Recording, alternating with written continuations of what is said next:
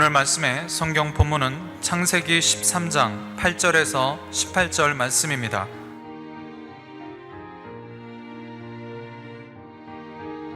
아브라함이 롯에게 이르되 우리는 한 골육이라 나나 너나 내 목자나 네 목자나 서로 다투게 말자. 내 앞에는 온 땅이 있지 아니하냐. 나를 떠나라. 내가 좌하면 나는 우하고 내가 우하면 나는 좌하리라. 이에 롯이 눈을 들어 요단들을 바라본즉 소알까지 온 땅에 물이 넉넉하니 여호와께서 소돔과 고모라를 멸하시기 전이었는고로 여호와의 동산 같고 애굽 땅과 같았더라. 그러므로 롯이 요단 온 들을 택하고 동으로 옮기니 그들이 서로 떠난지라. 아브라함은 가나안 땅에 거하였고 롯은 평지 성읍 들에 머무르며 그 장막을 옮겨 소돔까지 이르렀더라. 소돔 사람은 악하여 여호와 앞에 큰 죄인이었더라. 롯이 아브라함을 떠난 후에 여호와께서 아브라함에게 이르시되 너는 눈을 들어 너 있는 곳에서 동서남북을 바라보라. 보이는 땅을 내가 너와 네 자손에게 주리니 영원히 이르리라. 내가 내 자손으로 땅의 티끌 같게 하리니 사람이 땅의 티끌을 능히 셀 수 있을진데 네 자손도 세리라. 너는 일어나 그 땅을 종과 횡으로 행하여 보라. 내가 그것을 내게 주리라. 이에 아브라함이 장막을 옮겨 헤브론에 있는 마므레 상수리 수풀에 이르러 거하며 거기서 여호와를 위하여 단을 쌓았더라.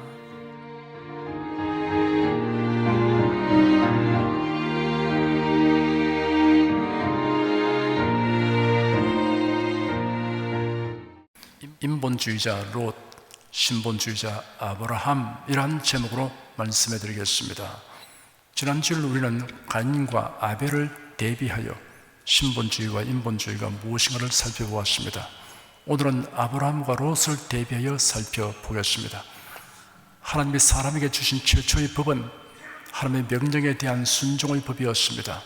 하나님의 명령은 매우 단순하고 명료했습니다. 선악과를 먹지 말라는 것입니다. 인류의 조상인 아담은 하나님의 명령에 불순종하였습니다. 금지된 선악과를 먹었습니다. 이 불순종의 죄와 그 결과에 대한 이야기는 아담의 후손 대대로 전하여졌습니다. 당시는 글이 아니라 구전으로 알려졌을 것입니다. 셋과 에노스의 자손들은 얼마 동안은 그 교훈을 명심하였습니다. 에녹은 한평생 그 교훈을 유념하고 하나님과 동행하며 살았습니다. 오랜 세월이 지나 노아 시대에 이르러서는 그 교훈을 마음에 두는 사람이 없었습니다. 다만 노아는 이를 깊이 유념하였습니다.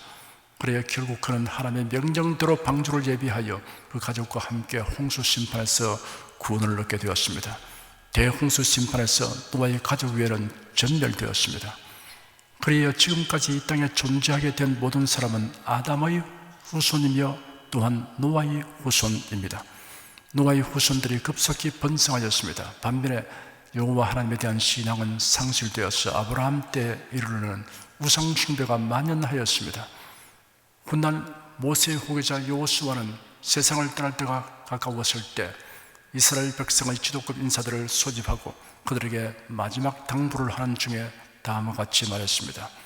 여호와 이스라엘의 하나님께서 말씀하시기를 옛적에 너희 조상들 곧 아브라함의 아버지며 나홀의 아버지인 데라도 강 저편에 살며 다른 신들을 섬겼으나 내가 너희 조상 아브라함을 강 건너편에서 이끌어내어 가나안으로 인도하였다라고 하셨다. 여기서 말하는 강 저편이란 갈대아 우르입니다.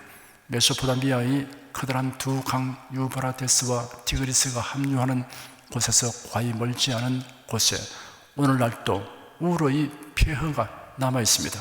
이 도시의 폐허 속에서 항구의 유적을 찾아볼 수 있습니다. 이 항구는 당시에 중동으로 가는 입구가 되었고 유브라테스 강을 끼고 비옥한 초생달 지역이라 불리는 지역을 돌아 다메섹으로 가는 대상들의 길로 통하였습니다. 나아가 나일강의 애굽 문명권으로 통하게 되어 있었습니다. 이처럼 고대 세계가 교류하는 교차점이었던 갈대아 우르는 세상이 돌아가는 사정에 대한 지식을 폭넓게 얻을 수 있는 곳이었습니다. 아브라함이 이러한 곳에서 얻은 정보로는 온 세상이 하나님을 도외시하는 우상 숭배로 가득 차 있다는 사실이었습니다. 동물 숭배로부터 태양신 숭배까지 온갖 괴상망측한 행동을 하는 신들을 숭배하는 이야기까지 들을 수 있었습니다. 아브라함은 이러한 잡다한 신들, 이러한 우상들과는 다른 거룩하고 위대한 하나님을 알기 원했을 것입니다. 하나님은 만물을 만드신 창조주 하나님을 전심으로 찾는 자를 만나시고 자기를 계시하십니다. 예레미야 29장 13절에 너희가 전심으로 나를 찾고 찾으면 나를 만나리라 하였습니다.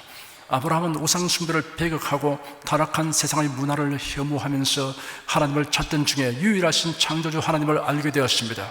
정확히 말하자면 하나님께서 아브라함을 택하시고 아브라함에게 친히 자신을 계시하셨던 것입니다. 이 모든 일은 아브라함이 성경의 인물로서 등장하기 전에 있었을 것입니다. 하나님께서는 인간 구원의 계획을 이루시고 또한 구속의 은혜와 진리가 온 세상에 명백하게 전파되도록 하기 위해 한 민족과 나라를 세우기로 작정하셨습니다. 이를 위하여 하나님은 아브라함을 택하셨으며 드디어 아브라함을 부르시고 그에게 가나안으로 가도록 명령하셨습니다. 교회의 초기에 스데반 집사가 산헤드린 공회에서 다음과 같이 증언하였습니다. 여러분 부형들이여 들어보시오. 우리 조상 아브라함이 아직 하란에 살기 전 메소포타미아에 있을 때 영광의 하나님께서 그에게 나타나 말씀하시기를 너는 내 고향과 내 친척을 떠나 내가 네게 보여줄 땅으로 가라 하시므로 그가 갈대아 땅을 떠나 하란에서 살다가 그의 아버지가 죽은 후에 하나님께서 그를 그곳에서 지금 여러분이 살고 있는 이 땅으로 옮기셨습니다 라고 말하였습니다. 아브라함의 아버지인 데라는 언제부터인가 아브라함을 신임하게 되었던 것 같습니다. 아브라함이 하나님의 부르심을 받고 그 명령을 쫓아 갈대아 우르를 떠나려고 했을 때 시적 공동체의 족장인 데라는 아브라함의 결정에 동의하였습니다. 그러나 중도의 데라는 하란에 머물 것을 요구하였습니다. 하란에 머무는 것은 하나님의 명령에 온전하게 순종하는 것이 아니었습니다. 부모는 자기의 권위나 주관을 앞세우기 전에 먼저 자녀에 대한 하나님의 뜻이 무엇인가를 생각해야 합니다. 자기 중심으로 판단하여 자녀의 의견을 무시하는 일이 없어야 합니다. 자녀가 하나님의 말씀을 쫓아 행할 때는 격려하고 도와주어야 합니다. 반면에 하나님의 뜻에 어긋나는 행위를 할 때는 꾸짖어야 합니다. 하나님의 말씀, 하나님의 뜻보다 인간의 육정이나 자신의 주관이나 육신적인 유익을 앞세우지 말아야 합니다. 그러면 인본주의로 행하는 것이 됩니다. 아브라함은 부친 데라로 인하여 하란에 머물게 되었습니다. 데라가 죽은 후 아브라함은 조카 롯을 데리고 하란을 떠나 가나안 땅으로 갔습니다. 그런데 가나안 땅에 들어서자 곧장 기근이 닥쳐왔습니다. 아브라함의 마음속에는 불안과 의심이 꼬리를 물고 일어났습니다. 아브라함은 이러한 마음의 투쟁에서 그만 패배하고 말았습니다. 그는 하나님께 묻지 않고 가나안을 떠나 애굽으로 내려갔습니다. 인면으로 생각하면 지혜로운 결정 같지만 총체적으로 보면 매우 경솔한 처사였습니다. 아브라함이 애굽에서 생활 터전을 잡는 것은 하나님의 원대한 계획에 어긋나는 것입니다. 애굽에 내려간 아브라함은 자기 아내 사라 때문에 혹시 사람들이 자기를 죽일지 모른다고 생각하였습니다. 그 이유는 아내 사라는 뛰어난 미모를 지니고 있기 때문입니다. 이런 아브라함의 주관적이고 자기 도취적인 판단이 아니고 객관성을 가진 사실이었습니다. 어쨌든 당시 65세의 사라가 뛰어난 미모를 유지하고 있다는 것은 놀라운 사실입니다.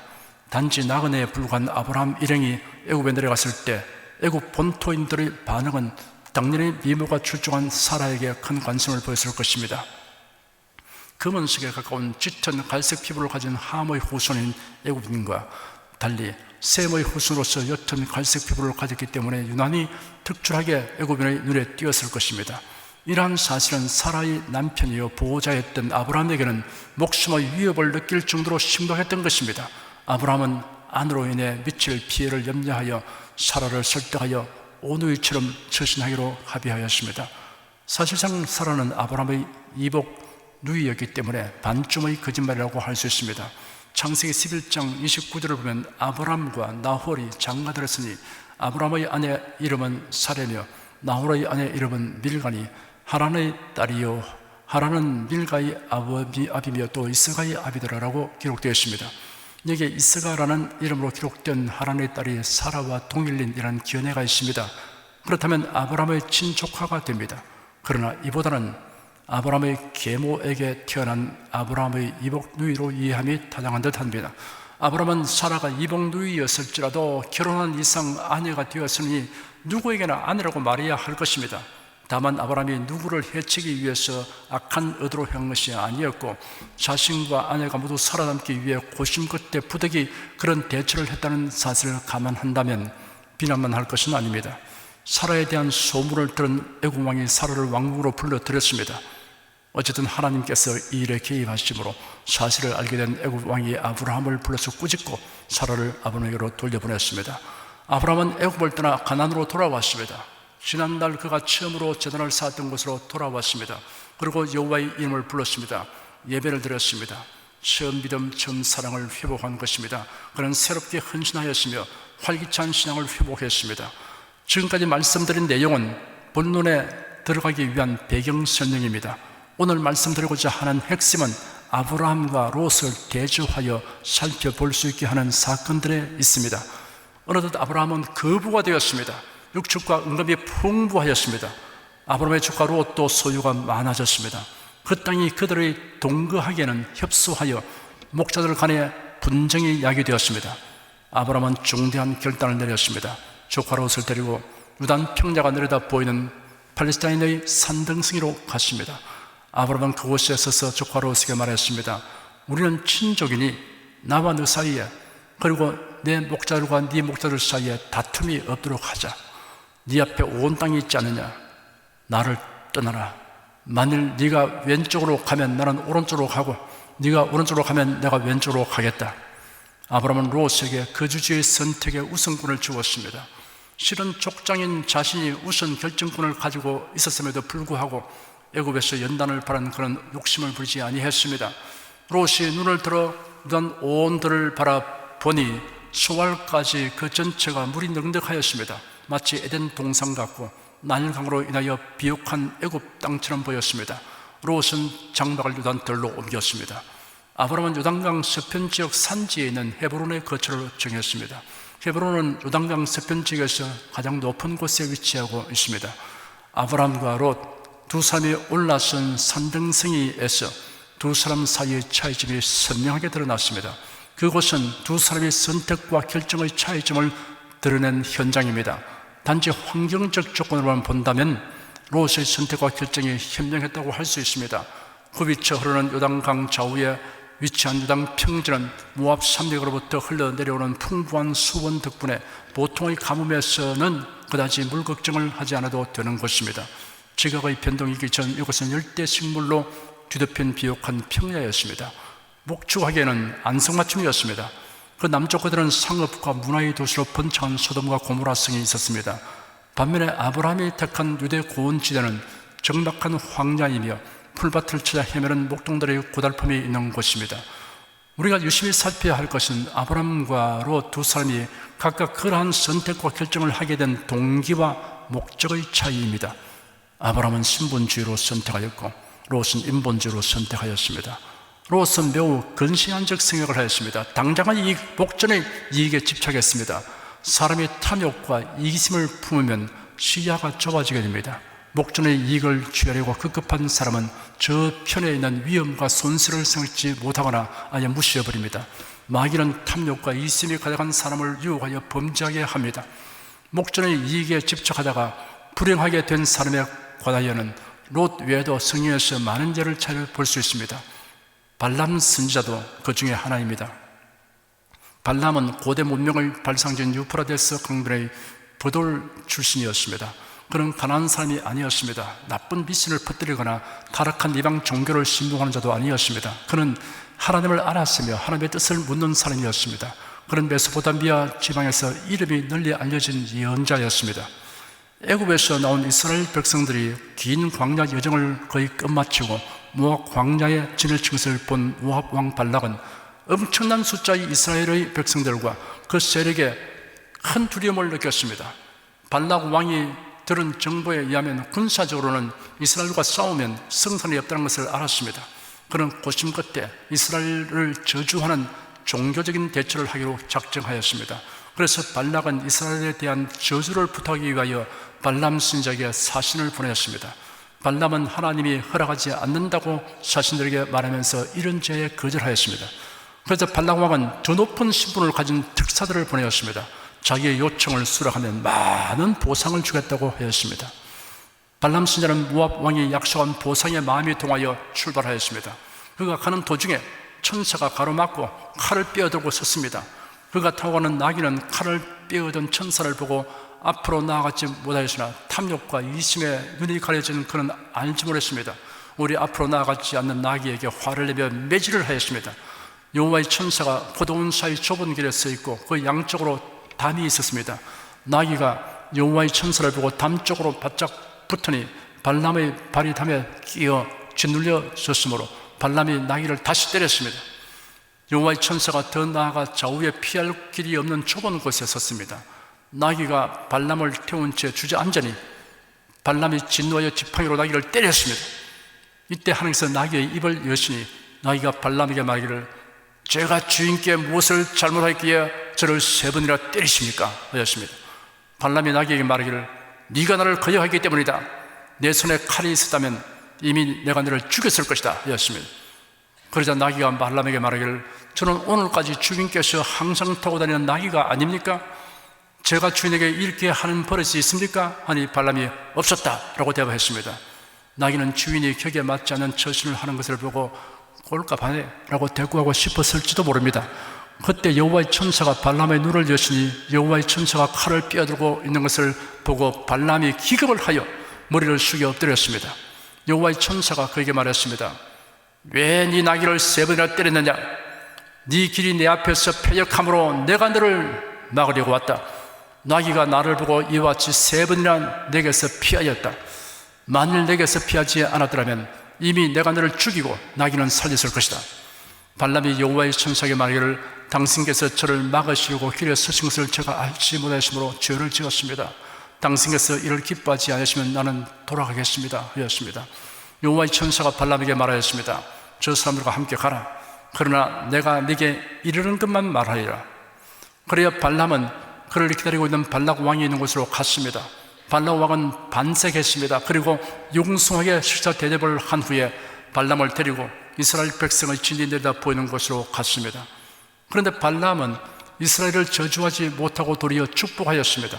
그가 이렇게 입으로는 이스라엘을 향한 축복의 메시지를 선포하고 하나님이 주신 예언을 말하였지만 마음속으로는 모압 왕이 제시한 재물과 권세에 대한 욕심이 여전히 도사리고 있었습니다. 모압 왕은 발락 선지자가 이스라엘 백성을 향하여 축복만 하는 것을 보고 노하여 손뼉을 치며 발람에게 말하기를 내 원수들을 저주하기 위해서 당신을 불렀는데 당신은 오히려 3번씩이나 축복하였어. 이제 당신 땅으로 당장 돌아가시오. 내가 당신을 높여 심히 존귀케 한다고 하였으나 여호와가 당신을 막아 존귀하게 되지 못하게 하였소. 하였습니다. 발람은 모압 왕과 작별하고 돌아갔습니다. 그러나 그 작별은 일시적인 것이었습니다. 그는 자신의 탐욕 때문에 다시 모압 왕을 찾아갔으며 이스라엘 백성을 우상 숭배에 연루시키는 계교를 일러주었습니다. 그의 계교는 적중하여 이스라엘 백성의 다수가 하나님의 징벌로 죽었습니다. 발람은 그 대가로 발락 왕이 주는 재물과 부귀 영화를 얻었지만 결국에는 이스라엘이 모압을 점령할 때 칼로 배임을 받고 말았습니다. 수치스러운 종말을 맞이했습니다. 만일 발람이 사람 중심이 아니고 하나님 중심으로 행동하였으면 훌륭한 선지자가 되었을 것입니다. 그런 성경 역사의 한 페이지에 아름다운 이름을 남기고 선민의 특권을 부여받을 수도 있을 만합니다. 그런데 탐욕과 이기심이 그를 목전의 이익에 집착하게 하여 결국 비참한 인생이 되고 말았습니다. 이제 롯과 아브라함에게 관한 사건으로 돌아가 봅시다. 롯 역시 탐욕과 이기심을 다스리지 못하여 목초가 풍부한 환경적 조건과 번창한 도성의 사람들과의 사귐이라는 사회적 조건에 집착하였습니다. 소돔과 고모라 성이 얼마나 타락한 도성인가라는 것을 안다면 도저히 가서는 안 되는 것입니다. 루단들로 장막을 옮긴 롯은 드디어 소돔 성으로 자기의 장막을 옮겼습니다. 롯은 인본주의로 행동했던 것입니다. 인본주의란 하나님을 도외시하고 사람 중심, 자기 중심으로 생각하고 행동하는 것입니다. 그 결과 롯이 얻은 것이 무엇입니까? 그런 재산도 크게 늘어났을 뿐 아니라 소돔성의 재판관까지 되었습니다. 아마 그가 마음속으로 품고 있었던 야망이 모두 실현된 것으로 여겼을지도 모릅니다. 그러나 소돔 고모라가 북방의 연합군에게 침략을 받았을 때 포로 신세가 되었습니다. 소돔성의 유황불 심판을 할 때 재산이 다 불타버렸으며 아내는 소금 기둥이 되고 딸들은 완전히 세소가 되어버렸습니다. 아브라함의 선택과 결정은 롯과 비교하여 무엇이 다릅니까? 아브라함은 신본주의로 행동하였습니다. 자기 중심이 아니라 하나님 중심으로 결정했습니다. 경건 생활에 유리한 방향으로 선택하고 결정했습니다. 경건한 생활을 추구하고 하나님 중심으로 사는 사람은 인생을 높이 멀리 내다보게 됩니다. 고린도후서 4장 18절의 기록기를 우리의 돌아보는 것은 보이는 것이 아니요 보이지 않는 것이니 보이는 것은 잠깐이요 보이지 않는 것은 영원함이라 하였습니다. 아브라함은 가나안 땅에서 천박에 살았지만 그 마음은 항상 하늘 도성을 바라보며 살았습니다. 히브리서 11장 9절 10절에 보면 믿음으로 저가 외방에 있는 것 같이 약속하신 땅에 우거하여 동일한 약속을 유업으로 함께 바른 이삭과 야곱으로 더불어 장막에 거하였으니 이는 하나님의 경영하시고 지으실 터가 있는 성을 바랐음이라 하였습니다. 아브라함은 더 높게 더 멀리 바라보았습니다. 그렇다고 아브라함의 현실 생활이 공공하고 따분한 것이었습니까? 그렇지 않았습니다. 롯이 아브라함에게서 떠난 후에 하나님께서 아브라함에게 말씀하셨습니다. 너는 눈을 들어 너희 있는 곳에서 동서남북을 바라보아라. 네가 보는 모든 땅을 내가 너와 네 자손에게 영원히 줄 것이다. 내가 네 후손을 땅의 티끌같이 갖게 할 것이니 사람이 땅의 티끌을 셀 수 있다면 네 후손도 셀 수 있을 것이다. 너는 일어나 그 땅을 가로와 세로로 걸어가라. 내가 그것을 네게 줄 것이다. 하나님이 이러한 약속을 받고 난 후 아브라함이 장막을 옮겨 헤브론에 있는 마므레의 상수리 숲을 근처에 가서 살았는데 거기서도 여호와께 제단을 쌓았습니다. 예배를 드렸습니다. 아브라함과 롯을 대조하여 살펴볼 수 있는 사건이 또 있습니다. 아브라함 당시에 시날 왕 아므라벨과 엘라살 왕 아리옥과 고임 왕 디다리, 엘람 왕 그돌라멜의 지휘 아래 소돔, 고모라, 아드마, 스보임, 스왈 등 가나안 땅 사해 연안의 5 동맹국 왕들을 공격했습니다. 주전 2082년경에 있었던 가나안 남북 전쟁이었습니다. 이 전쟁의 발달은 이러합니다. 12년 동안 가나안 땅의 왕들은 그돌라오멜 왕을 섬겨 조공을 바쳐오다가 13년째 되던 해에 반역하고 조공을 받지 않았습니다. 그러하자 14년째 이르러 그돌라오멜은 이를 징벌하기 위해 4개국 연합군을 편성하였습니다. 메소포타미아의 여러 지역에서 연합된 연합군들은 사해 연안의 5나라 동맹국과의 일전을 위해 이들이 포진한 사해 남동 끝의 시딤 골짜기로 향하였습니다. 사해 연안 동맹국들이 메소포타미아 연합군을 맞아 싸움터를 시딤 골짜기로 정한 것은 이곳은 역청 구덩이가 흐렸기 때문에 역청 구덩이를 저지선으로 활용하여 유리한 위치에서 전쟁을 수행하기 위함이었을 것입니다. 역청은 바벨성을 쌓는 재료로도 사용되었는데 암갈색을 띠며 접착력이 강한 아스팔트입니다. 사해 근방에는 오늘날도 역청 구덩이가 있습니다. 어떤 것은 길이가 35m, 깊이가 5m를 넘습니다. 침략군을 물리치기 위해 역청 구덩이가 많은 시딤 골짜기를 전장으로 정한 5나라 동맹군, 우리 전쟁에서 큰 패배를 맛보고 말았습니다. 전세는 기울어지고 소돔 왕과 고모라 왕의 군대들이 폐주하기 시작했는데 일부는 시딤의 역청 구덩이에 빠졌고 나머지는 산으로 달아났습니다. 일이 안 되려고 하면 자신이 파놓은 함정에 자신이 빠지게 됩니다. 의롭고 선하고 진실한 자를 해치려고 하는 악하고 불의하고 거짓된 자에 대하여 시편 기자는 하나님이여 저희를 정죄하사 자기 꾀에 빠지게 하여 주시옵소서라고 기도하였습니다. 다윗왕이 압살롬의 반역으로 인해 왕궁을 떠나 피신길에 오를 때 탁월한 모사 아히도벨이 반역자들에게 가담했다는 소식을 듣고 여호와여 원컨대 아히도벨의 모략을 어리석게 하옵소서라고 기도하였습니다. 결국 그렇게 되어 아히도벨은 자살하였고 압살롬은 전사하였으며 반란은 진압되었습니다. 그돌라오멜 연합군은 소돔과 고모라의 모든 재물을 탈취하고 그곳에 살고 있는 사람들을 포로로 잡아갔습니다. 아브라함의 조카 롯과 그의 가족들도 소돔에 살고 있기 때문에 같은 화를 입고 말았습니다. 인본주의 탐욕의 눈으로 소돔을 향해 갔던 롯은 이방인들 사이의 전쟁에 휘말려 큰 고초를 겪게 되었습니다. 그가 그토록 애착을 가했던 재물은 다 빼앗기고 자신은 포로가 되었습니다. 그런 상황에서 용케 도망쳐 나온 사람이 아브라함에게 와서 소돔 고모라가 쑥밭이 된 사정과 롯의 일가족도 잡혀갔다고 알려주었습니다. 아브라함은 집에서 길러낸 318명의 훈련된 장병들을 이끌고 멀리 단까지 추격하였습니다. 이때 아브라함의 나이는 84세로 추정됩니다. 노구를 이끌고 불과 318명의 장정과 이웃 마을 사람들로 편성한 군사로 메소포타미아 4개국 연합군을 상대하는 작전은 무모한 행동이나 다름없었던 것입니다. 그럼에도 불구하고 아브라함이 이 소수의 사람들을 동원하여 적과 롯 고출 작전을 감행한 것은 롯에 대한 변함없는 애정과 아울러 하나님의 도우심을 확신하는 믿음이 있었기 때문입니다. 아브라함은 병력을 나누고 야간 기습을 감행하여 그들로멜 연합군을 격파하였습니다. 패주하는 적군을 다메섹 북쪽 호바까지 추격하였습니다. 호바는 아브라함이 거주하는 헤브론에서 약 280km 떨어진 곳입니다. 아브라함은 모든 재물을 되찾았고 포로되어 가던 사람들을 구출했습니다. 물론 롯과 그의 가족들도 구출했습니다. 피신했던 소돔 왕이 나와서 아브라함을 영접하고 말하기를 사람은 내게 보내고 물품은 당신이 취하십시오 하였습니다. 아브라함이 소돔 왕에게 대하기를 천지의 주여시며 지극히 높으신 하나님 여호와께 내가 손을 들어 맹세합니다.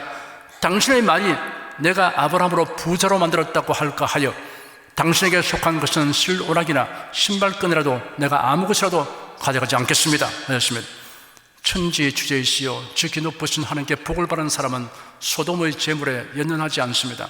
전리품은 정복자가 취했던 고대의 관리에 따라 당연히 아브라함이 소유할 수 있었습니다. 그러나 아브라함은 이를 포기했습니다. 여기에서 롯과 아브라함의 차이점을 보게 됩니다. 롯은 이 사건을 통하여 크게 깨달은 바가 있어야 할 텐데 따끔한 교훈을 받고도 다시 소돔성으로 들어가 살았습니다. 롯은 하나님을 믿는 사람이면서도 매사에 자기 중심이었고 세상 것에 대한 탐욕을 벗어버리지 못했습니다. 그런데 아브라함은 자기가 소유한다고 해도 잘못이 없는 전리품일지라도 가져가지 아니했습니다. 사람들이 말하기를 소돔 왕이 아브라함을 부자로 만들었다라는 소문을 듣고 싶지 않기 때문입니다. 아브라함은 하나님의 은혜와 복을 바라 부자 된 사람이다 라는 말을 듣기 원했습니다. 그는 만의 일이라도 하나님의 영광을 가리게 될까 하여 정당한 권리까지 포기하였던 것입니다. 아브라함은 자기 중심이 아니라 하나님 중심으로 처신하였습니다. 우리의 삶에 있어서 중요한 것은 무엇을 얼마나 소유했느냐 하는 것이 아니라 삶의 동기와 목적이 무엇이냐 하는 것입니다. 인본주의의 삶과 신본주의의 삶의 결과는 무엇이 다릅니까? 이 세상에서 무엇을 얼마나 소유했느냐 하는 것으로 그 차이점을 판단한다면 근소한 차이조차 찾기 어려울 것입니다. 하지만 이 세상 나날의 길이 끝나는 날 무엇이 다른가 하는 것이 완전하고 확실하게 드러날 것입니다. 그것은 천국과 지옥의 차이입니다. 또한 부끄러운 구원과 영광스러운 구원의 차이입니다. 사랑하는 여러분은 모든 선택과 결정에 있어서 하나님 중심, 하나님 본위의 동기와 목적으로 하십시오. 신앙생활, 경건한 생활에 유리한 편으로 선택하고 결정하십시오. 그래야 이 땅에서의 하루하루가 영원한 가치와 영광의 보탬이 되도록 하시기를 축원합니다. 기도하겠습니다. 이 세상에 사는 사람들은 자기 중심, 사람 중심, 인본주의로 사는 사람이 있고 하나님 중심, 하나님 본위로 사는 사람이 있다는 것을 성경이 밝히 드러내 주었습니다. 하나님 중심으로 모든 것을 선택하고 결정하려고 하면 때로는 사람들을 볼 때 참으로 어리석게 볼 때도 있고 또 혹은 외롭게 갈 수도 있습니다. 그러나 이 길은 하나님이 동행하는 길이요 하나님이 책임져 주는 삶이 됨을 감사합니다. 하나님의 영광을 나타낼 뿐 아니고 결국은 하나님의 영광에 참여하는 은총도 있게 되는 것을 믿습니다. 우리는 이러한 롯과 아브라함의 생애를 통해서 주는 교훈을 깊이 바랐습니다. 우리 온 성도가 온전히 하나님 중심 하는 본으로 만사를 향하며 살게 하여 주시옵소서. 예수 그리스도로 기도드립니다. 아멘.